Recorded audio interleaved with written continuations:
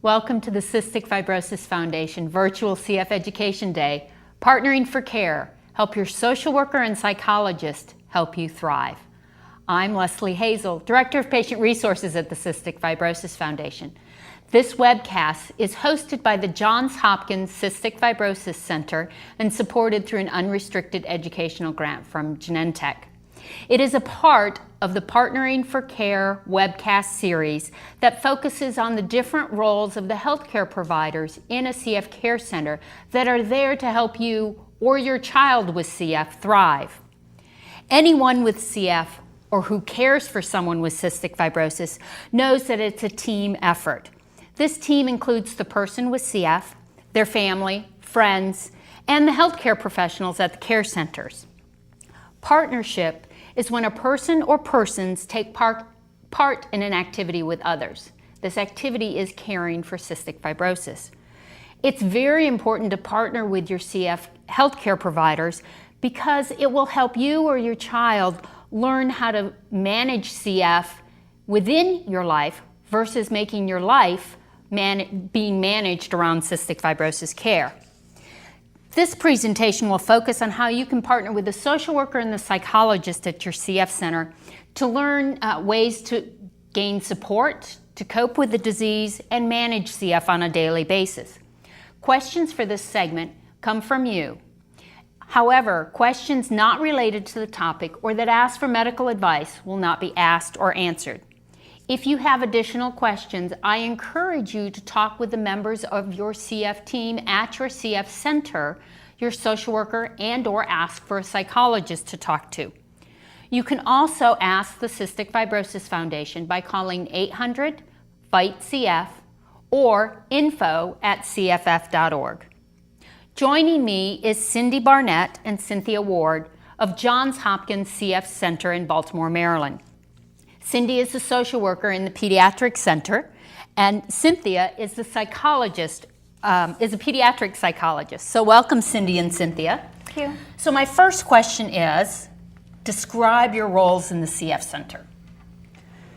As the social worker at the Johns Hopkins Cystic Fibrosis Center, I work with families to provide assessments and counseling regarding the psychosocial aspects of cystic fibrosis, including things like insurance and coping with the disease, advocacy for families, providing support for families, and encouragement to manage this disease process on a day-to-day basis. And for you, Cythnia? My role as the psychologist at the Johns Hopkins Cystic Fibrosis Clinic is to really assess and treat really the unique emotional and behavioral needs for patients and families related to their management of cystic fibrosis. Also utilizing behavioral interventions to teach patients how to cooperate and participate fully in their management, whether that's via throat cultures or blood draws, and really just to have an overall goal of ensuring that patients and their families can achieve a better quality of life. So let's say somebody goes to their CF clinic and there isn't a social worker or a psychologist. And they think they want to talk to somebody. How can they talk to somebody if there's not someone seen in clinic? Well, for my role, if there isn't a psychologist readily available, they can certainly speak with the physician about possible resources that may be available. They can look within their insurance about local community psychologists that may be available, and just really asking maybe even the social worker or other team members for additional support and resources. So Cindy, what about you? How do they get a hold of a social worker if you don't happen to be in clinic that day? Any family can, again, talk to their care team and see if there's a social worker available that could contact them at a later date other than their clinic appointment. We are lucky that many CF centers have a social worker on site at their clinic, and even though they may not see them, they should certainly feel free to ask for the social work support. So I get a lot of questions being at the CF Foundation, and I'm sure you do too. What are some ways that people with CF deal with the stress and cope and time manage with this disease? What suggestions do you have? I think it's very important for families and patients to be involved with their care team and to help us understand what they're going through every day as they manage their disease. Being hopeful and helpful, family members, listening, being supportive, and really having fun. And also having supportive friendships as well and activities that they can participate in. In addition to, there are coping strategies that can be learned in order to really facilitate their level of coping. What about, there's so much involved, what about time management? What tips are there? Time management can be pretty challenging and can really be different for each patient and family, certainly. From a time management perspective, it's going to be helpful to really assess any types of activities that they're doing during the day to really determine if and what things can be modified to make an effective change. Some tools that can be used could be a calendar or a daily schedule, and really just looking to set reasonable goals and plan and monitor and organize things within their day that could be reasonable for them. Any additional comments or tips that you have, Cindy? I think Cythnia did a great job. Excellent, excellent. So I got a call from a dad of a teenager who's looking for support as the parent of a child with a chronic and life-threatening disease. Are there any supports available or support groups available that parents or people with CF or spouses could tap into? That's a great question, Leslie. I think at our center, we do have a support group for our parents, and that is one of the most common discussed issues among the parents, is really working with their teenagers. Adolescence is a very difficult time for teenagers, and let alone when you're managing a complex disease like cystic fibrosis. So I'm going to got this question, which I think is a great question and it's very inspirational, but it also highlights some of the other problems. A 72-year-old with cystic fibrosis wanted to know where they could find support for dealing and managing the disease. Do you have any suggestions for that person? I'd encourage him to speak to the staff at his local cystic fibrosis center that he is attending and see what might be available either in his local community through that CF center or available in other areas of the country. He may be able to network with other individuals who are older and living with CF. Going through similar things, absolutely. So what are some ways that a parent can encourage a teen towards independence in care so as not to overwhelm the teenager in trying to deal with cystic fibrosis? Mm-hmm. Well, that's a very good question, and definitely something that is challenging as we get through adolescence, where non-adherence can be something that comes up a lot.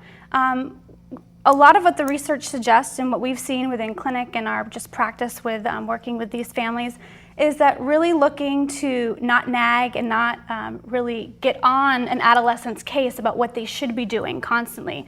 That can actually end up backfiring and may not be very helpful. So really looking to support and encourage them, giving them lots of praise for even little things that they're doing that's towards their regimen, that can be very helpful. Certainly, I agree with Cythnia that it's very important to continue to be supportive and encouraging and motivating to your children, and try not to fall into the nagging parent role. Absolutely. Very hard to do, I'm sure. Extremely. Well, I know it is. So we've talked about teenagers with adults. What about young adults? What kind of tips and support are available for young adults with cystic fibrosis?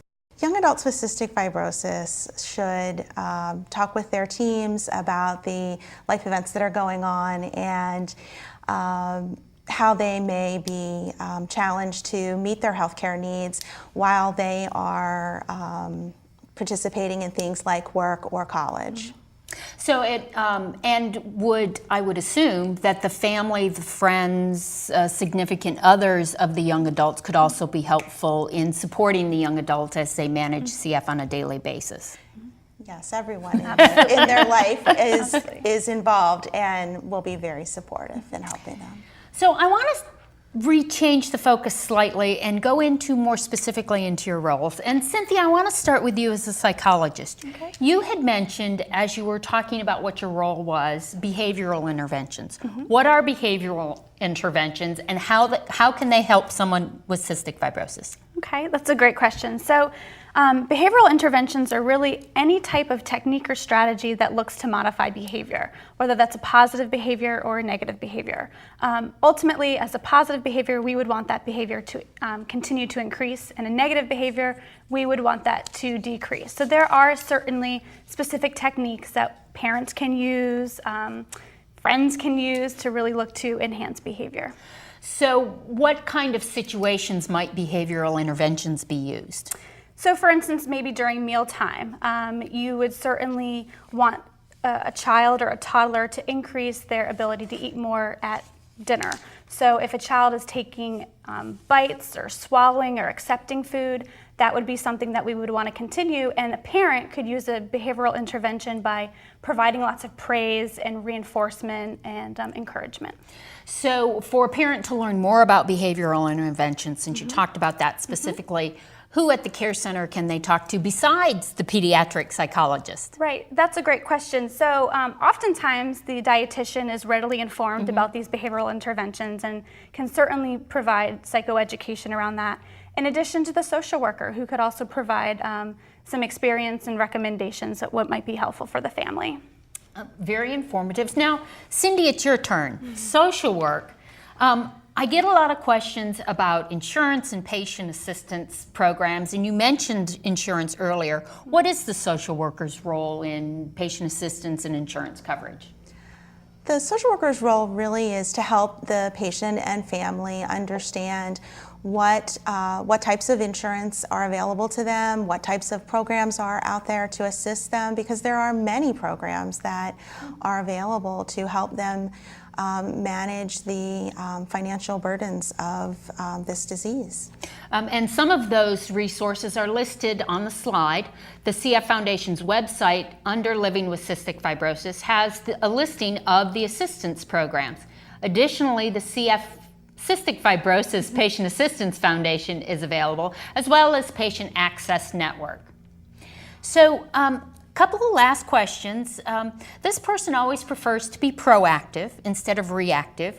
So what tips would you give them to talk to their healthcare provider in an effort for their healthcare provider to be more proactive versus reacting to symptoms of CF?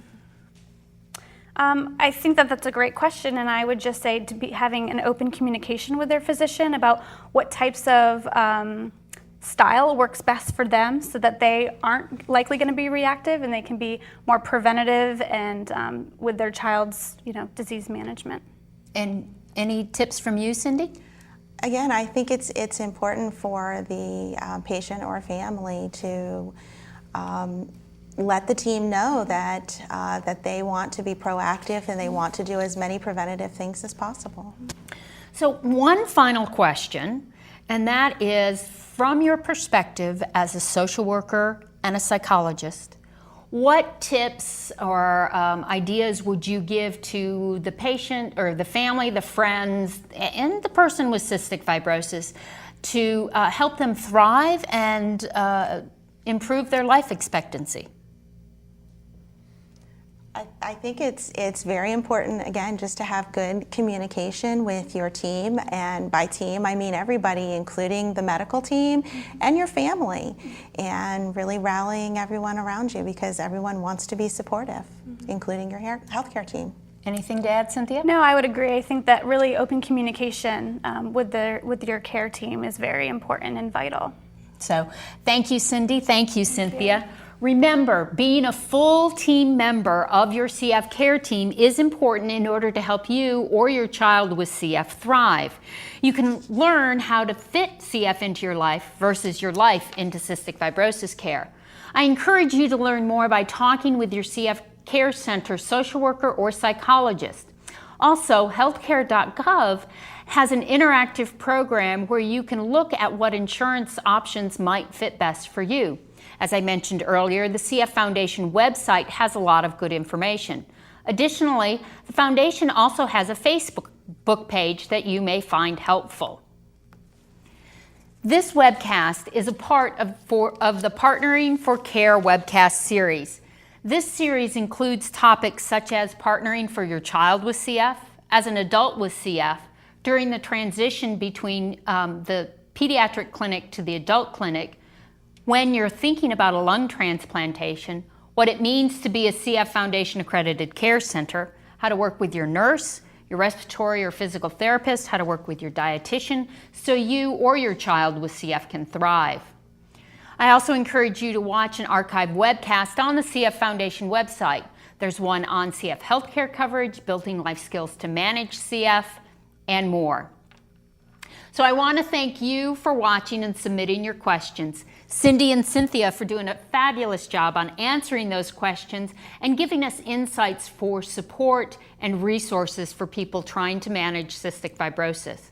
I also want to thank Rick Vasta and the technical crew, Emily Ann Powell, Melissa Chin, and the CF Foundation, as well as Genentech for their unrestricted educational grant. All of these people made this webcast possible. Thank you.